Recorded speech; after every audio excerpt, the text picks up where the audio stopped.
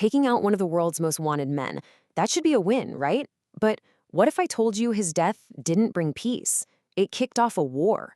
So what really happens when you cut the head off a criminal empire? Let's get into it. The reaction to the news was instant, and it was absolutely terrifying. And look, we're not talking about some protests here. No, this was a coordinated military-style explosion of violence.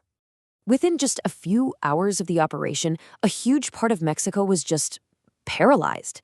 I mean, think about that. Across 8 different states, the cartel's soldiers created what are known as narco roadblocks. They just seized whatever vehicle they could find, set it on fire, and turned major highways into no-go zones.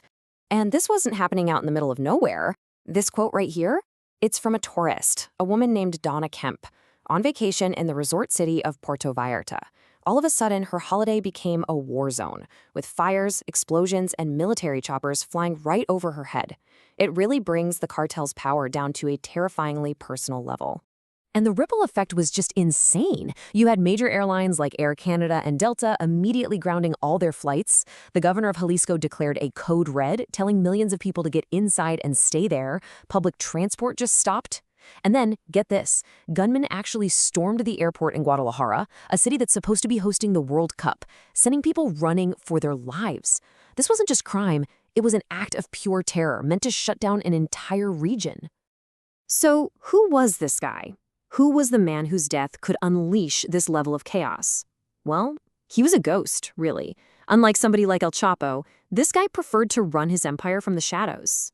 His name was Nemesio Oseguera Cervantes, but the world knew him as El Mencho. And here's the part that sounds like it's straight out of a script. He used to be a police officer. Yeah, he used all that inside knowledge to build the Jalisco New Generation Cartel, or CJNG, into what many experts say is the most powerful and violent criminal group on the entire planet. And he was a master at staying hidden. There are hardly any photos of him. To really put his status into perspective, this was the reward the U.S. State Department was offering for him, $15 million. That puts you in a very, very small club of the world's most wanted fugitives. Now, what's really fascinating is how the CJNG was structured compared to the more famous Sinaloa Cartel. Sinaloa is more like a loose federation, an umbrella of different groups working together.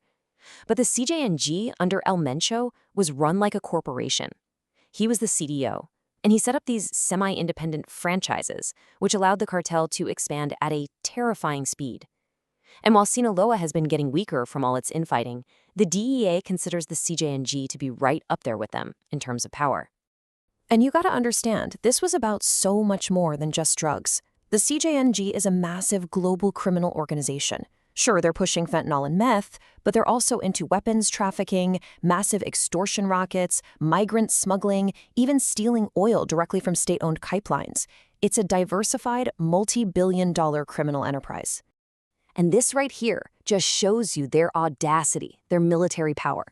We are talking about a criminal group that pioneered the use of weaponized drones loaded with explosives.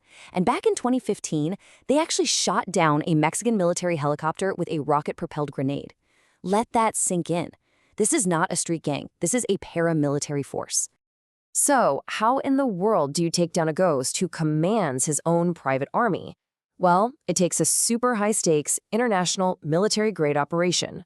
So here's the play-by-play. Step 1, U.S. intelligence gets that golden nugget, his location. Step 2, an elite team of Mexican special forces, who are reportedly trained by U.S. Navy SEALs, hits the location at dawn. Step 3, a massive firefight breaks out and El Mencho is wounded. And Step 4, he doesn't actually die at the hideout, he dies in the helicopter while he's being airlifted to Mexico City.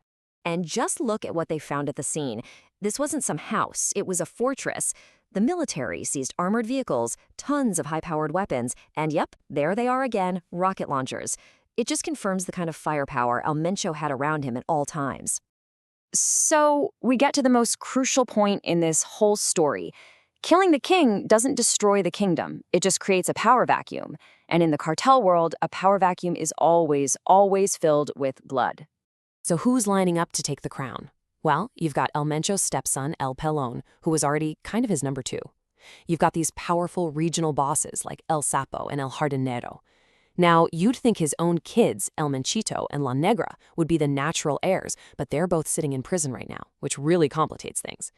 Each of these contenders has their own power base, their own loyal soldiers, and their own ambitions. And if you want a preview of what this is going to look like, you just have to look at their rivals. When the Sinaloa cartel boss El Mayo Simbada was arrested, it didn't end the cartel. It kicked off a brutal internal war for control that is still raging today. History shows us that these decapitation strikes often just unleash even more violence as everyone starts fighting over the pieces of a shattered empire. Which really brings us to the fundamental question at the heart of this entire strategy. After all of that, what did this operation actually achieve? You know the old Greek myth about the Hydra, right? You cut off one head and two more grow back in its place. The operation was a success. They took down a monster, no question. But in doing so, have they accidentally created an even bigger problem? A multi-headed, chaotic, and even more violent war for control that's now going to spill even more blood across Mexico and probably beyond. That is the question that now hangs over everything.